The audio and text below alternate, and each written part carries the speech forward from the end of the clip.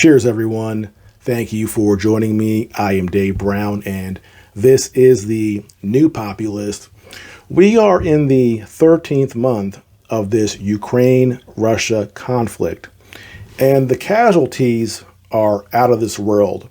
And one thing that the United States has done, as well as Ukraine, is they have suppressed what the actual casualties are. Because if people in the West were to know how astronomically high they were, it might shake some of the support for this conflict. And one thing in particular about this conflict that really bothers me is this idea that Ukraine is acting alone and the United States is simply there to back them up, provide them weapons at their request, and that the United States isn't controlling policy. The United States isn't dictating anything. And of course, that is completely false.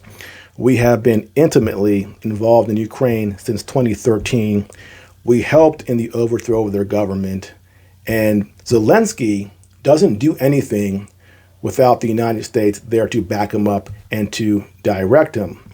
So on that note, I want to point out something that was that happened today, an interview on CNN. It was John Kirby, the spokesman for the Pentagon, and he was asked, does he support a ceasefire in Ukraine? Does the U.S. government support a ceasefire in Ukraine? Listen to his answer. The White House's John Kirby joins us now. Good morning, John. Are you expecting any tangible agreements to come out of this summit with Putin and Xi? Difficult to know, Caitlin. Obviously, we're not part of these discussions, so we'll see what these two leaders actually come out and say at the end of this. I guess it's going to be a couple of days here of their meeting and that agenda, so we'll see. But as you know, we've been very, very public about any concerns about some sort of a ceasefire announcement right now. We all want to see peace. We all want to see this war end. It could end today if Mr. Putin did the right thing. But a ceasefire called right now would basically just ratify Russia's conquest and give Mr. Putin more time to re-equip and retrain and restart operations at a time and a place of his choosing. So if they call for a ceasefire, you believe Ukraine should and will reject that? Yes, we do, and we would reject it as well. We think that that's an unacceptable outcome right now. Obviously, we want the fighting to stop. We want the war to be over. And as I said, it could end today if Mr. Putin would do the right thing. But to call for a ceasefire right now basically ratifies what they've been able to grab inside Ukraine and gives them time and space to prepare for future operations, and that's just not going to be acceptable. Well, if there were to be a ceasefire, this would not be the first time that the United States prevented one. Remember, a year ago, there was a tentative agreement between Russia and Ukraine to stop hostilities, and then Boris Johnson flew in on behalf of the United States. He talked with Zelensky, and a ceasefire was canceled. Now we are a year later, and the amount of people who have died since then is astronomical. This is what the U.S. does. We stick our nose in, we interfere, and the country that we're supposed to be helping is now worse off. There's nothing that Ukraine can gain from this war at this point. They have already lost. It's just a matter of time. So to continue to fight only gets more people killed. That is the reality. And one point I've made before is if you look at the aid given to Ukraine, it's piecemeal, slowly rolled out. They give them just enough to keep fighting, but not enough to actually defeat the Russian military, who is on a war footing.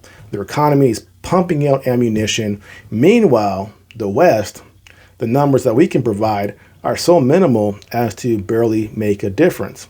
Yet we continue to say, keep on fighting. Don't talk, keep fighting, and keep getting slaughtered. But there was something else that happened as well, which I thought was interesting, is that John Kirby referred to China and said if China gives Russia weapons, this would be horrible because these weapons would be used to kill Ukrainians. And here's exactly what he said. He said, we don't believe it's in China's best interest to do that. We can't. we can't envision how they would think that it's in their best interest to help Mr. Putin continue to slaughter more innocent Ukrainians. So we don't want to see that. Again, we'll see what these leaders come out with and what they say at the end of these discussions. We're going to watch this very, very carefully. Now, I think it's rich that we are going to judge China for potentially providing weapons to Ukraine, despite the fact that we don't know that they have. And that's because when you look at the United States and who we've given weapons to, the list is so long, I can't even say it all. We gave weapons to ISIS, and that have been used in Syria. Matter of fact, it was us who created Al-Qaeda and gave bin Laden that start in Russia or in Afghanistan back in the 80s. Here's a very interesting clip. It was from The Nation back in 2016. Michael Hudson, a researcher, was talking about the weapons that we gave to Al-Qaeda and the creation of Al-Qaeda. And here's what he says. And think about Ukraine, think about Afghanistan, think about our foreign policy. And remember, this is 7 years ago. Listen. Well, of course, there wasn't wisdom, but what there was a strategy. And the strategy in Ukraine is the identical strategy thought up by Mr. Brzezinski 25 years ago in Afghanistan. Brzezinski was the strategist for Jimmy Carter and convinced Jimmy Carter to say, look, the Russians are dominating Afghanistan with a civilian secular government. Let's create a new organization. Let's create Al-Qaeda. Let's back Osama bin Laden and give his supporters weapons to begin fighting the Russians. And we can pull a coup d'etat there. And the Russians will fight back, and then we'll say the Russians invaded. We can't let any country's economic ability to be self-sufficient means potential military power. And in order to prevent any country from threatening America militarily, you have to prevent it from developing economically. The American nightmare, Brzezinski wrote, was that Russia would get together with Germany and with Western Europe, creating Russian raw materials, German industry, and somehow, finally, Russia would become westernized. America, under Brzezinski's strategy, said this would be a disaster because if Russia's westernized, if it becomes democratic, if Europe and Russia are prosperous, then we cannot control them anymore, and they will have no reason to be NATO. We've got to stop Russia, and the place to stop this Russian-European conglomeration is to split it right at the border down Ukraine. Let's do in Ukraine what we did in Afghanistan. So who's giving who weapons to kill innocent people? I'm not saying Russia's innocent. I'm not saying China's innocent.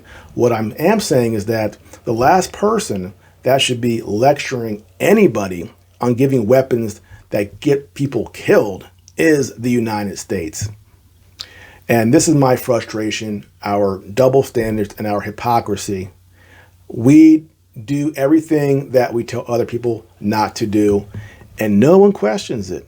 No one stops and says, wait a second, isn't that what we do? And if you say that, that means you love Vladimir Putin and you're a Putin stooge, or you're a stooge for the Chinese. Those stupid insults they always use to dress down people and diminish people who are speaking the truth. That's unfortunate, but that's what happens in this country every day. And you would think after the Iraq War, the Afghanistan War, all of our failed wars, that tactic would be harder to do. But people still do it. And it still works, apparently, at some level, which is very sad. Well, that's it for now. If you are new to my channel, please like and subscribe, and I'll see you next time.